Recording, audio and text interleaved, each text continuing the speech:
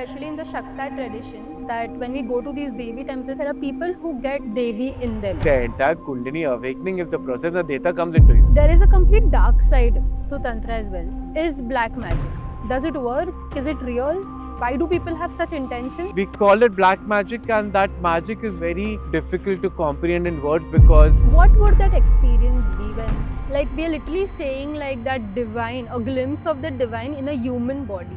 especially Thakurji was constantly in communion with Kalima. There is a vision of Tantra. She's standing on a boat. The entire river is red. She has khadga. She's ferocious with so many. There are human beings. She is that where humans are there. She'll hold you and cut, cut, cut, cut.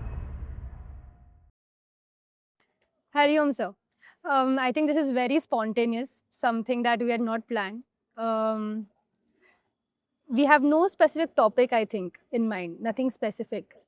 But I think, looking at our audience, looking at the things that we keep getting, to drive this conversation more towards Tantra, the understanding of Tantra today. There is a complete dark side to Tantra as well. I'll start with the first thing. I think this is something that we get the most amount of questions on. Is black magic. I think it is something that, I don't know if I'm saying it right, could be derived from Tantra, something that has taken a rise nowadays, but how does it work? Like, what is black magic? Is it real? Does it work? Why do people have such intentions? See, whenever there is sunrise, there is sunset, as I mentioned. Even in Tantra, there are two sides, and they are the two sides, opposite sides of the same coin. Tantra has white and black, just to translate English. In Sanskrit, it is known as Paushtik, one which is nourishing. So that Tantra which is used to uplift others is nourishing. And one is Abhichara, which is used to push people down. And there are many Siddhis or many Prayogs or many things that we call it. Let me keep it simple. It works at a body level, it works at an emotion level, mental level, and also wisdom level. So we call it black magic, and that magic is used to destroy others. And a lot of things can happen, from Vashikaran to Maran to many, many things. And in fact, we have known people, we have seen people doing it. But in my personal opinion, if I am doing something wrong to Anji, that nature, that Kali, that Shiv will make me pay. And in olden days, what I believe these great tantrics used to use this to help others. Even all these great enlightened beings, I think, they have experiences, they have experienced great siddhis and all, but they always say that stay away from it. Because once you get entangled in it, it is the downfall of a sadhak. How does the one who is going through it, is on the receiving end of it, be strong about it? Like, how can they be, do they chant something? Because there are many remedies, but what is like the mental part of it? There are two important things. One, you start doing your sadhana with full devotion and full surrender, automatically the deity will protect you. Secondly, if your mind is very, very strong and you have that will and faith in that deity, nothing will touch you. Nothing. I know we don't talk about personal things, but we have gone through a journey when we and the team know what we have gone through. And I think our faith was so strong. The effect used to come, but minimal.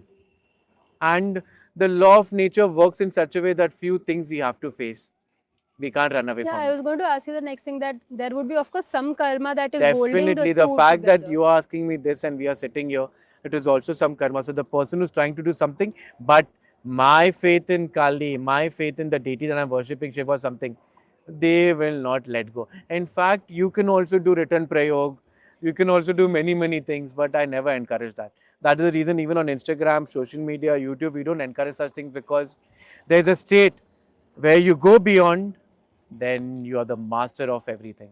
Nothing can touch you. And that is the goal, to be there.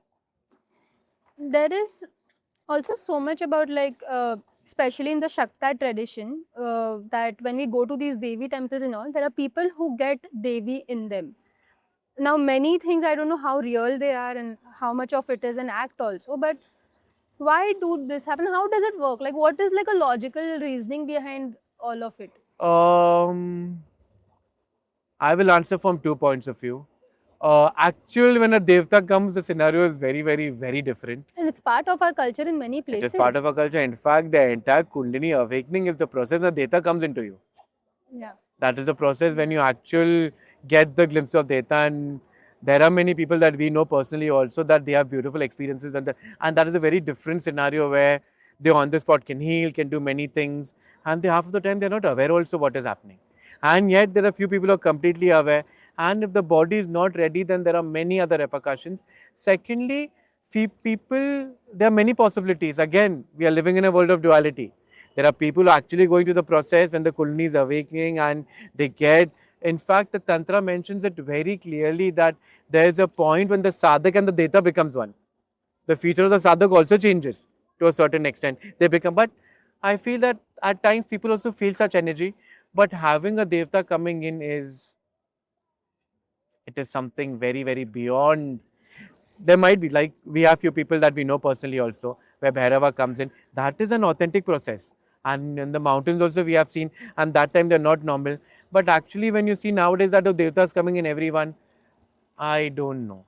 Very honest, I don't Out know. of like curiosity, what would that experience be when, like, we are literally saying like that divine, a glimpse of the divine in a human body? How could, like, I to perceive it I also, it's think that beyond, like. completely awakening is very, very difficult.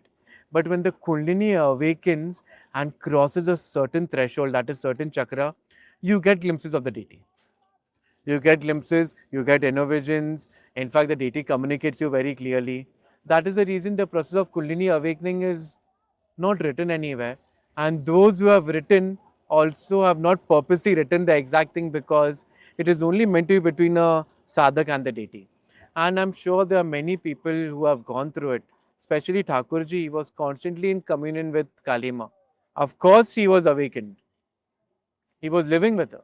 Kundalini, like the entire practice, is such a deep part of Tantra, but it sounds so supernatural. Like, because I think because a human has not experienced that, that feels out of boundaries, like something that is beyond. But but is it true? Like, what is that essence of? My dear Anji, the entire nature is supernatural. We haven't even experienced a glimpse of it yet. Imagine this cosmos with so many things, with so many lokas, with so many dimensions, with so many things. We have not even touched 1% of our inner consciousness. And when we talk about supernatural thing, life itself is supernatural, no? Every breath is supernatural. Every nature is supernatural. Imagine you're coming in a state when you're chanting and slowly the Beej mantra start unlocking. That supernatural becomes natural because that is the essence of life. But I think the biggest battle for a normal individual, a sadhak doing the sadhana, is to even hold on to that mantra in that sadhana. Yeah. What is that first state of, as a very normal person experience, what is that first initial taste of it? In my personal opinion, the first initial stage is that, the deity starts communicating. And very subjective for everyone. But you will start getting clear indications and those indications that you get, even if you won't believe, you will later realize that there's a greater force that is operating. Also, there's a certain kind of force that starts operating. You start changing, your sabhava starts changing, your knowledge starts changing. So many things that you start looking are not the same. And I believe few personal experiences are so divine. Talking about it also feels it is not right. But yes, only the sadhak who's going through it knows that everything is supernatural. Nothing is natural because the world itself is a beautiful creation. How does that person perceive the world now? Because I think the path, the stage, everything is so one directional that it is only Kali, it is only Shiva, it is just that. Because I think the person completely goes through a transformation of sabhava, of knowledge, of perception, of intellect. From tamas or from rajas, he becomes completely divya. So that it is said that Hanumanji in Tantra, when we worship, He is worshipped with completely Divya Bhav, which means he and Ram have become one. In that state, he goes beyond the body, mind, intellect. I think it's in a state where the Kali form that you're talking doesn't exist anymore.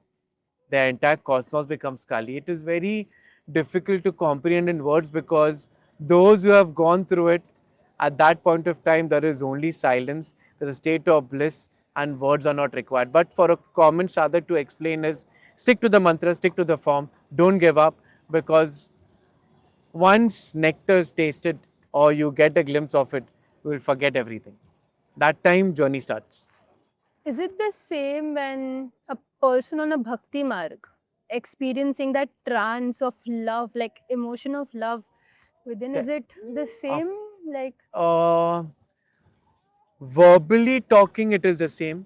Experientially talking, it is very different. both the Because things? for a sadhak who's going through Kundalini awakening, he will go through a lot of occults, through a lot of experiences, through a lot of excessive knowledge, many things through his own journey when the Kundalini awakens. And when a sadhak is directed with the right guru, and when he starts going to the actual authentic text, he'll realize it is happening through him. It's a very beautiful journey. But for a bhakta, it is very beautiful yet difficult. See, it's difficult for both. But for a bhakta, he has left everything to Kali. And Kundalini awakening only will happen when there is bhakti. So they are all connected, but the processes are different. Even a bhakta goes through an Tests are awakening. different. Sorry. Tests are different. Test is, I think without test, there is no evolution. I think 99.9% people, when they start evolving, they just give up because life gets difficult. They lose out on the crux that every test, in fact, in the beginning, I used to see everything as a test, but at this point of time, I just see everything as Leela.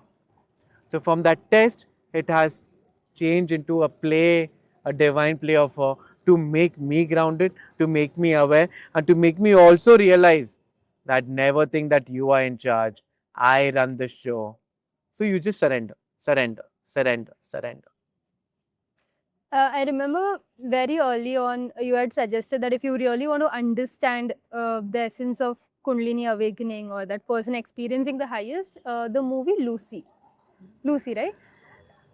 And I went and I saw that movie, and I was like, I think Anji, this was how can you like, 5-6 years ago. yeah, Easily yeah, first. long ago. Yeah, and I think Lucy has been beautifully personified and beautifully showed what Siddhis are. How a person actually having all these multiple. In fact, we talk about the classical Ashtasiddhis and all. There are 64, there are 84, there are hundreds of Siddhis that are mentioned. A sadhak goes through it. And also how Lucy beautifully shows that at the end she becomes formless. That is a state of an enlightened being where he becomes one. There is no duality. He's not even in the center of the fulcrum or whatever. He has gone beyond the witness stage, beyond everything. He has become that. But so difficult to witness it when for me, my entire life is like this lok or this world, or like to even imagine there is something or some emotion or some expression beyond.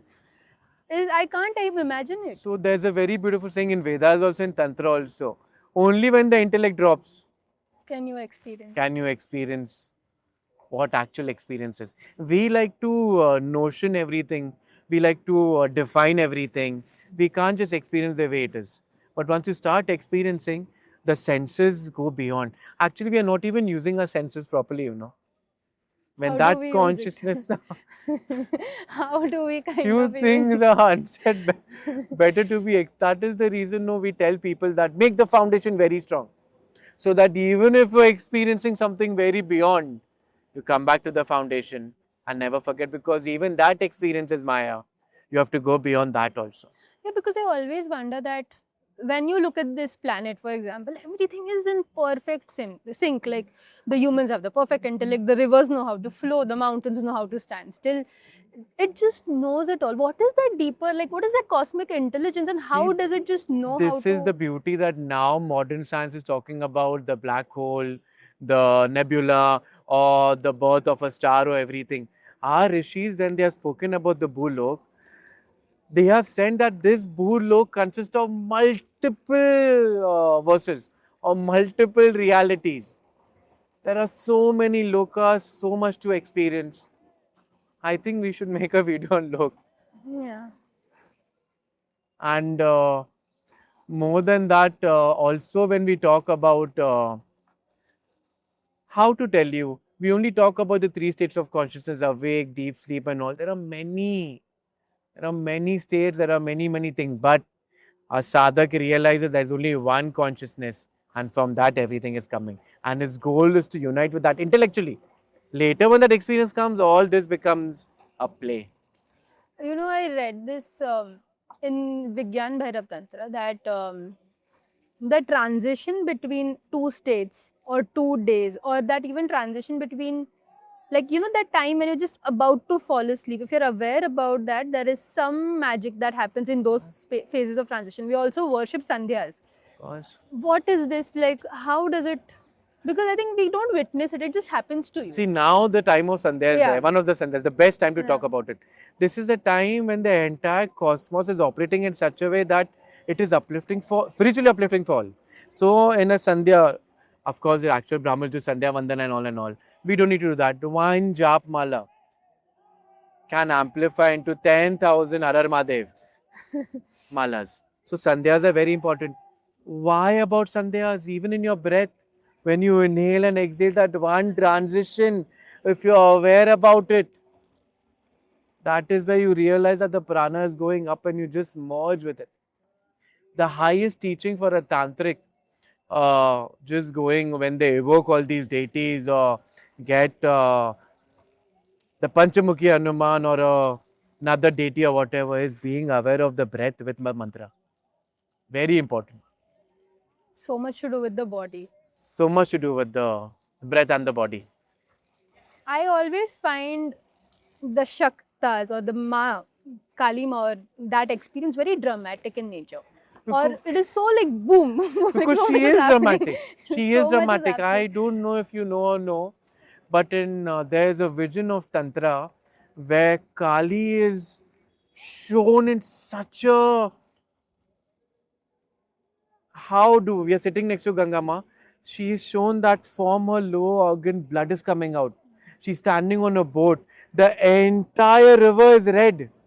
She has khadga, she's ferocious with so many. And in that ocean or the, I'll call it Maganga, there are human beings Floating. floating, trying to survive. So she's that dramatic because she is dramatic. That is a Sabhava.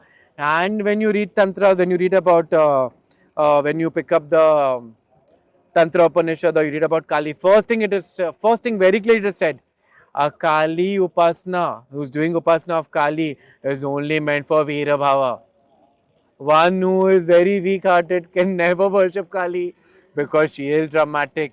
Her lolling tongue, the skulls that she is wearing, the khadga she is wearing, the blood that she drinks, it is all personified in a human being because when you start a upasana or start with the Bija mantra, she will remove all that is inside you. And she is not very lovey dovey like Hanumanji or Shiv or Krishna Bhagwan. She is that where humans are there. She'll hold you and cut. But that is the Swabhava and that is the deity that will take you up. But at the same time, I believe that you can love her as a divine mother also. So the Bija mantra changes when you worship her. So I think such knowledge is only meant to be shared, in my opinion, when you know the person, when you know that the person is capable or no, and also that it is a responsibility to share such detailed information, in my opinion. When we say about Bija mantra, like Bija is seed, right? Bija is a seed, and every seed mantra, every deity has a specific mantra. Every mantra has a specific color, has the Luna, the Sola, the Shakta added to it. But like for example, I remember that you had once said that when we offer a coconut and the sound that comes when you offer a coconut is also a bija. So aren't these bijas like literally? So, actual bali, when we do havans, we give bali of a coconut and that fat sound comes. In fact, I don't know how much I should share or no, but just being fat with certain mantras also, we do ucharan to damage others also. And I don't know why asking such questions, No, but no, I'm we don't asking. encourage the dark side of Tantra. What I'm trying to understand is So that, when you do the Havan, yeah. your mantra changes with certain, we add Swaha. So when you want to damage, you add many things. Why I'm asking is like, are these If you're doing it for views, I'm not happy. aren't the beejas like imbibed in the nature itself? Like so many of it. But all these rishis in the highest state of consciousness, they have got mantras. It is there. We don't have access to it. So how do we get access? By chanting it, attuning ourselves to this cosmic consciousness. And then in that state, the mantra is heard with the rishis in the highest state. In fact, there are great rishis who have seen yantras, not only the form of deities, but the geometrical form of deities. We should do a detailed talk on yantras, bindu, who is a deity, what is a mandala. Light is going, but yeah. Last 2-3 Yes. questions. If in Vedanta, we look at Maya as something you witness happening. And in Tantra, you see the same Shakti. I think Maya and Shakti, I look at them as one. And you see the same Shakti as the one you play with No, the one you worship. and worship. Like you play Hold on. with her. And she plays with you. Yeah, she plays with you. So how is the perception? See, that is the beauty in Sanatan. I tell everyone that depending upon your sabhava, you take the line that you like. Remember, all the sadhanas are mean to get to the end goal. So for a Vedanti, everything is Maya. Even the stock is Maya, but it is a very dangerous path. If you don't have a right guru in Vedanta, then you will just sit at one place, be in extreme tamas, and then again be deluded. For a tantric, he worships everything as mother. This sand is Ma Kali. What you am looking, the Shakti is Ma Kali. I am also Shakti. The Bhav is different. That is the reason Divya Bhav, Veera Bhav, different understandings. But when you evolve on the path, even for a Tantric, Vedanta comes, Gyan comes. That is the reason. Ichcha Shakti, Kriya Shakti, Gyan Shakti, that triangle is where a sadhak does sadhana with the Beej mantra. So many paths, so many ways to reach the goal, the highest, whatever. How does a sadhak at his earliest stage start? Because I think as much as we choose the path also starts choosing us in some ways. It starts coming to us in some Very ways. true. The more you are open, the more you start accepting and receiving. The more you are closed, automatically in anything. If you're applying for a job, if you're applying openly, then you open the avenue that I can work anywhere I want to do anything. Similarly in sadhana, the more you are open in the beginning and just take baby steps, nature will take care and look after everything. That is what Tantra is. That is what Shakti is. There's a lot that has come from Kashmir when it comes to Tantra, and there's a lot that has been practiced in the parts of Kolkata when it comes to Kali. How do you see these places and these Kshetras of which have these tantric energy stored in them? They're blossoming, they have given us so much, and how do these Kshetras of Bharat literally help Tantra be? You know, honestly, recently we did Trambakeshwar and it is a Shakta Kaula Kshetra.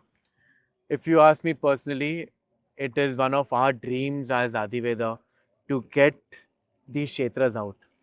Like Kashmir is something which is, we have been talking about it for years. Or maybe Tarapet, when we go, we have never made a video or something because we go for experience. But I think when and if she wants, it is our duty to get the Kshetras out because it is a calling. These Kshetras are, there are few Kshetras where you just go sit, you be, and rest, everything happens because the energy is stored so much. Kashmir, Tarapet, Kamakhya. Kamakya. Kamakya is beautiful. Kamakya, actually, if you understand the crux of Kamakya, she is silence. She is the heart. She is Hridayamya, sitting in the heart with no form. anybody who wants to start their journey, it's very unknown. The field is very scary. You don't know whom you come across. We have recently met someone who went through Vashikaran literally. How does a person start this journey? On a very basic level, because I think we have personally seen those Kshetras changing lives. How can people start? What? First of all, for a beginner, don't get into complex sadhanas. Uh, don't get into too much purascharan or don't run. You sit by yourself, you pick a very basic mantra, or you just sit and be aware what deity are you are getting attracted. Visit that place, chant the basic mantra, and start reading. Very, very initial. And more than that, I would personally say that sit and talk to the deity. That is the first act when you start leaving things to a higher energy.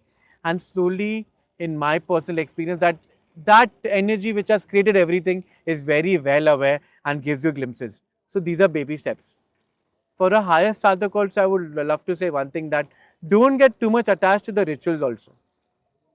One of my gurus beautifully said, "Chodo bhi nahi, pakdo bhi nahi." And that is in my heart something very beautiful. Anything last? I think we'll end the conversation here. Anything last is, I'll be very, very honest. We have just been talking, and I've always been reluctant in sharing all that what she gives. But I want to go all out, sharing the philosophy, talking about Tantra, talking about how it works in the human body and whatnot. And I think the calling is coming, waiting for few things to unfold. And I think with time, we will unfold and we will go ahead. I think last thing is, life is very short, life is very beautiful. Be better humans, do small things with love, and remember that any fear, any hate, or anything that you hold, or even if you're falling down in your life, never forget your mantra. If you don't have a mantra, just hold on to divinity, because even in the darkest night, she is the darkest night and she'll show you the light.